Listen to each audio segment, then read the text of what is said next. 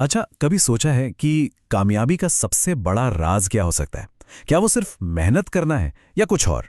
सोचिए, अगर असली सीक्रेट ये हो कि काम तो करो पर नतीजों की परवाह बिल्कुल छोड़ दो। अजीब लगता है ना? आज हम कृष्ण और अर्जुन के बीच हुई बातचीत के जरिए कर्मयोग के इसी कमाल के फलसफे को समझने की कोशिश करेंगे। तो सवाल ये उठता है कि आखिर हमें बांधता क्या है, हमारे काम या उन कामों से जुड़ी हमारी उम्मीदें? यही वो सवाल है जो कर्मयोग के दिल में बसा है, एक ऐसी सीख जो हमें जीने और काम करने का एक बिल्कुल नया नजरिया देती है। और इस पूरी सीख की शुरुआत होती है एक बहुत बड़े संकट से, अर्जुन की उलझन से। पर अगर आप गौर से देखें तो ये सिर्फ अर्जुन की नहीं, हम सब की दुविधा है। ये वो पल है जब हम अपने कामों के नतीजों से डरने लगते हैं। देखिए, अर्जुन की जो ये उलझन है ना, ये सिर्फ एक कहानी नहीं है। ये तो हम सबकी जिंदगी का एक आईना है। सोचकर देखिए, जिंदगी के किसी भी बड़े फैसले के बारे में जहां हमें डर लगता है। डर असल में लड़ाई का नहीं होता। डर तो उसके अंजाम का होता है ना? कि जीत गए तो कहीं घमंड ना आ जाए और हार गए तो दुख होगा। और यहीं पर कृष्ण की पहली सलाह अर्जुन की पूरी सोच को पलट देती है। वो कहते हैं, सुख दुख, लाभ हानि और जीत हार, इन सबको एक जैसा समझकर युद्ध करो। मतलब फोकस जीत या हार पर नहीं होना चाहिए, बल्कि उस दिमागी हालत पर होना चाहिए जिसके साथ हम अपना काम कर रहे हैं। तो सबसे जरूरी बात निकलकर ये आती है कि हमें हमारे कर्म नहीं बांधते, हमें बांधती हैं उन कर्मों से जुड़ी हमारी उम्मीदें, हमारा लगाव। असली जंजीर काम में नहीं, बल्कि काम के फल की चाहत में है। और यहीं से हमें काम यानी कर्म की एक गहरी समझ मिलती है। देखिए, कर्म सिर्फ एक तरह का नहीं होता, इसके दो बिल्कुल अलग अलग रूप हो सकते हैं। एक है सकाम और दूसरा है निष्काम। यहां पर दो रास्ते एकदम साफ दिखते हैं। एक तरफ है सकाम कर्म, जो हमें उम्मीदों और नतीजों के जाल में उलझाता चला जाता है, और दूसरी तरफ है निष्काम कर्म, जो हमें इन्हीं बंधनों से आजाद करता है। बस यही कर्मयोग का असली मतलब है।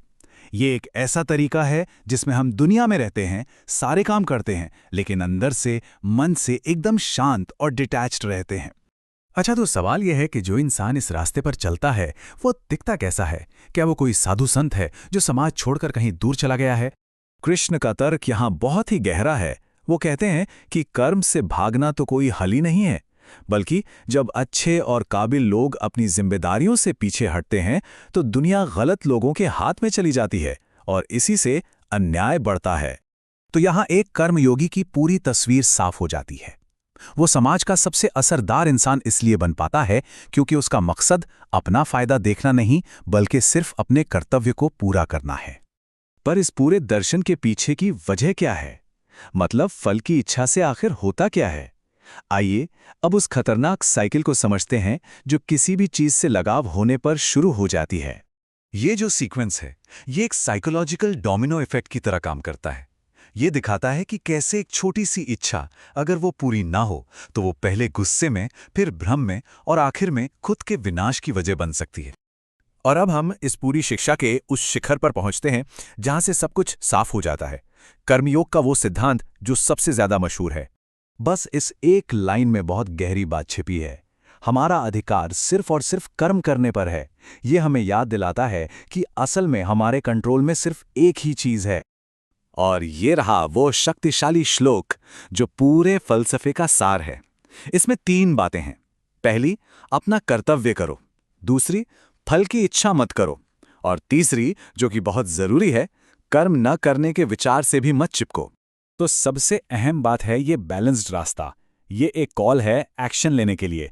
ऐसा एक्शन जो मकसद से भरा हो, लेकिन कामयाबी या नाकामी की टेंशन से बिल्कुल आज़ाद हो। और ये जो दिमागी बराबरी है ना, कि फेलियर में दुखी नहीं और सक्सेस में बहुत ज़्यादा एक्साइटेड नहीं, इसी को दुनिया में लगातार कामयाब होने की असली चाबी बताया गया है।